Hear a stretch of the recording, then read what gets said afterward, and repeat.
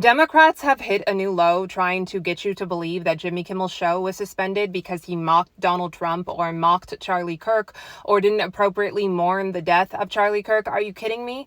How many times over the years has Jimmy Kimmel made tasteless jokes? How many times over the past 10 years has he made fun of Donald Trump? Countless times, right?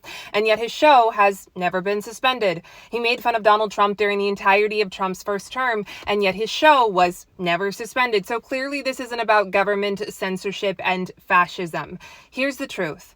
ABC was under enormous pressure because Jimmy Kimmel went on national television and said, quote, "The MAGA gang was desperately trying to characterize the kid who murdered Charlie Kirk as anything other than one of their own," end quote.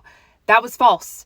We never had any indication that the shooter was MAGA or motivated by MAGA ideology. In fact, by Monday, we had already known for quite some time that the casings said, "Hey, fascist catch," and had a reference to Ciao Bella, a World War II anti-fascist song, and also had a reference to furry internet meme culture, which I'm sorry isn't typically a MAGA thing, but even more so than any of that.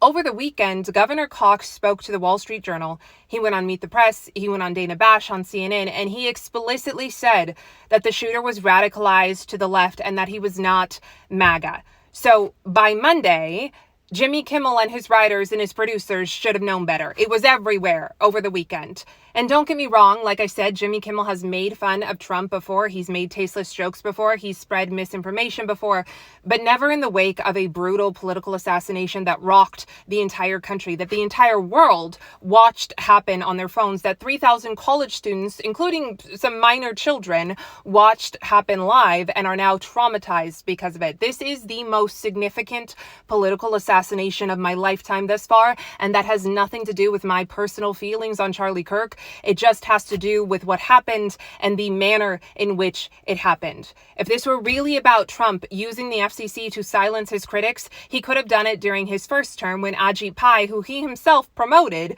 was the chairman of the FCC, but he didn't, because he's not a fascist. This is not about silencing Jimmy Kimmel specifically. It's not about silencing Donald Trump's critics or Charlie Kirk's critics or anyone who doesn't appropriately mourn the death of Charlie Kirk. It is about not knowingly and willfully spreading misinformation when America is at a tipping point. I really don't think that should be too much to ask from someone who has paid millions of dollars and has a show on a major network. ABC made the exactly right decision.